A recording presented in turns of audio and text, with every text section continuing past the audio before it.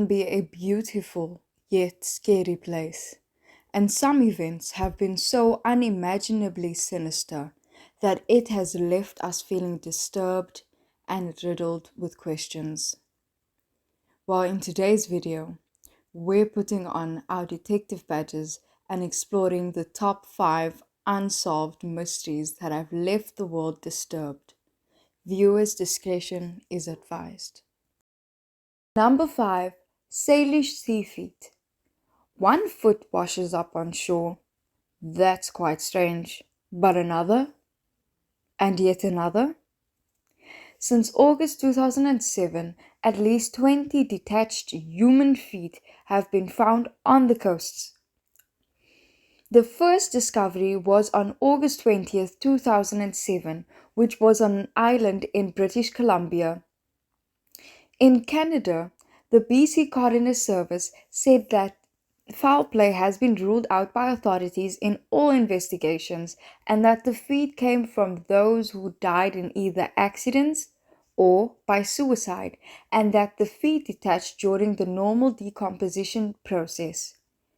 The feet were usually found in sneakers, which the coroner thought were both responsible for keeping the feet buoyant enough to eventually wash ashore and for giving the feet enough protection from decomposition to be found relatively intact. Prior to the recent seeming of rush of feet washing ashore, there have been earlier instances going back to more than a century, such as a leg in a boot that was found at a Vancouver beach in 1887. The most recent discovery was on January 1st, 2019, when people on a jetty in Washington called the police to report a boot with a human foot inside. However, finding feet and not the rest of the body has been deemed unusual. Finding 2 feet has been guessed at 1,000,000 to 1 odds, and thus being referred to as an anomaly by a police officer himself. I don't know about you, but something seems too odd about this one. Let us know your thoughts. Number 4. What really happened to Henry T. McCabe? Henry McCabe, a prominent Liberian man from Mounds View, Minnesota, went missing after a fun night out with his friends. William Kennedy was one of Henry's friends who hung out with him all day and said that later that night they drove to the club together, and according to Kennedy, he dropped McCabe in Friday at the superstation on 73rd. Later that morning, KAREEN McCabe, Henry's wife, who had consistently stated that she was in California on September 7, 2015, the morning Henry McCabe went missing, notified Henry's family members that in the early morning hours of September 7th, at approximately 23 minutes past 2 in the morning,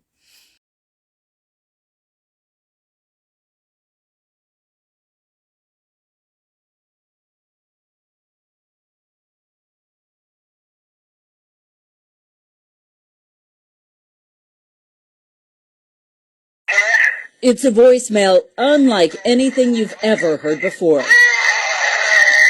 There are 2 minutes worth of noises, bizarre ones, but very little actual talking.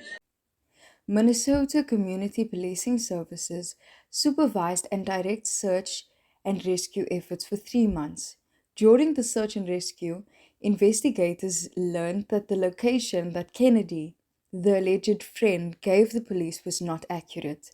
Electronic evidence confirmed the location was Holiday Gas Station and not Super America. In this case, there remains more questions than answers.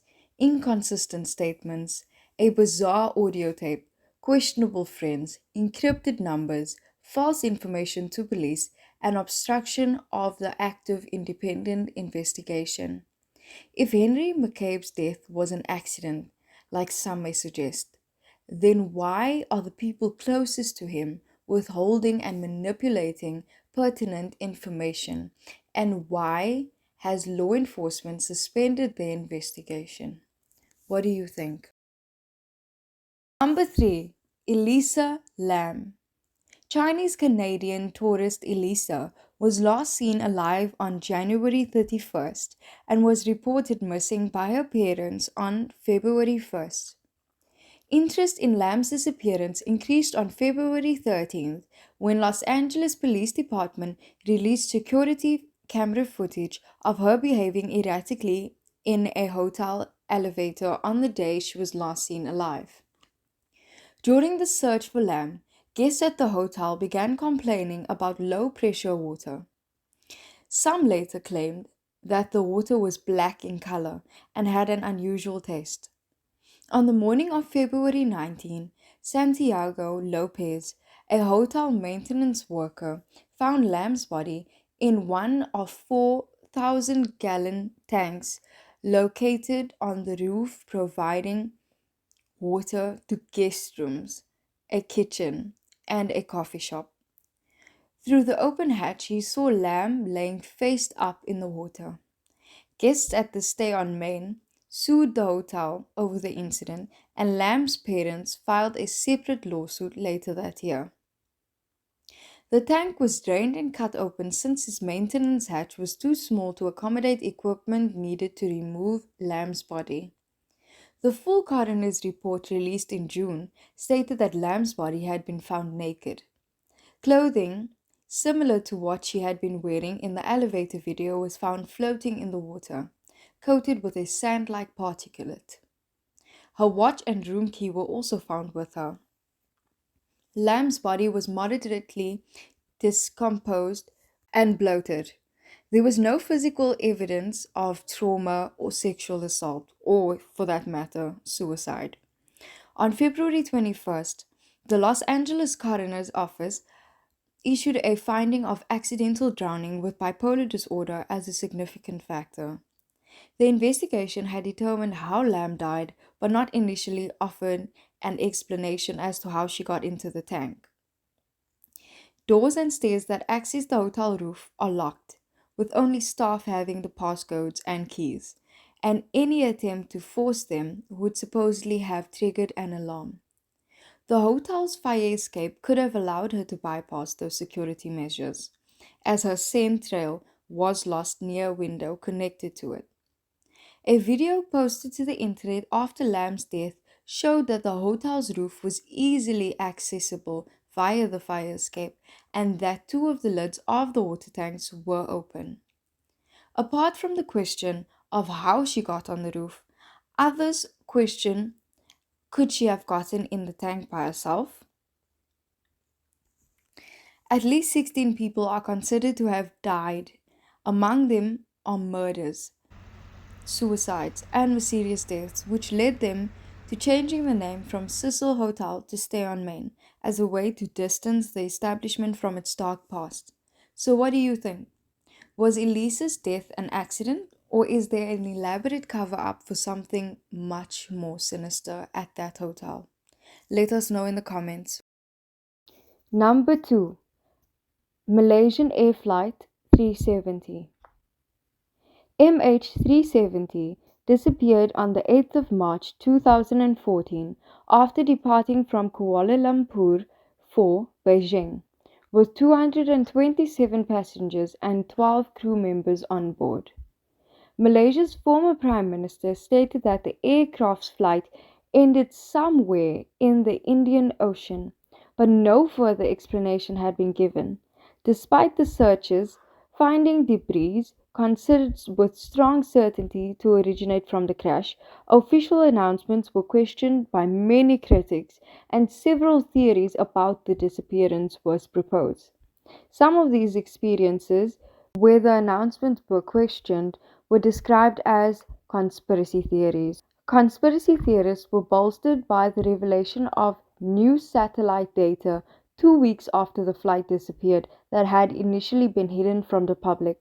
Other factors involved the lack of a distress signal from the plane. Conspiracy-focused internet sites claim that the official statement of the plane crashing into the Indian Ocean is a blatant cover-up.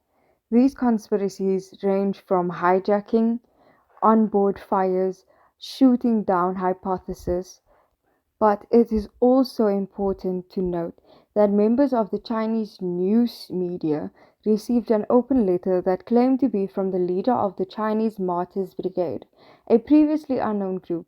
The letter claimed that the loss of Flight 370 was in retaliation for the Chinese government's response to the knife attacks on March 1, 2014, and part of the wider separatist campaign against Chinese control over Xi Promise. The letter's claim also lists unspecified grievances against the Malaysian government, but the letter was dismissed as fraudulent based on the lack of detail regarding the fate of Flight 370. A flight disappearing with a lot of passengers on board just seems too much of an accident, don't you think? We have finally made it to our number one of the day, and this one is a real heartbreaking story. The disappearance of Madeleine Beth McCann. Madeleine is a British missing person who disappeared from her bed in a holiday apartment in Portugal on the evening of 3rd of May 2007 at the age of 3. The disappearance was described as the most heavily reported missing persons case in modern history. Madeleine's whereabouts remain unknown, though German prosecutors believe she is dead. She is currently missing for 15 years, and she was presumed dead in absentia on the 4th of June 2020 when she would have been 17 years old. So what happened to Madeleine, you may ask? Madeleine and her parents were on holiday in Portugal. She and her brothers were left asleep in their ground floor apartment while their parents dined in a restaurant 55 meters away. The parents checked on the children throughout the evening until Kate, the mother, discovered Madeleine was missing at 10 o'clock. Over the following weeks, particularly after misinterpreting a British DNA analysis, the Portuguese police became to believe that Madeleine had died in an accident in the apartment and that the parents had to cover it up. The McCanns were given suspect status in September 2007, which was lifted when Portugal's Attorney General archived the case in July 2008 for a lack of evidence. Madeleine's parents continued the investigation using private detectives until Scotland Yard opened its own inquiry, Operation Grange, in 2011. The senior investigating officer announced that he was treating the disappearance as an animal who had likely planned the abduction or a burglary gone wrong. I believe it's all too suspicious that Madeleine disappeared and nobody knows where she went. Don't you? Thank you for watching. Don't forget to like and subscribe so you don't miss out on any of our top 5 videos. Hope to see you soon.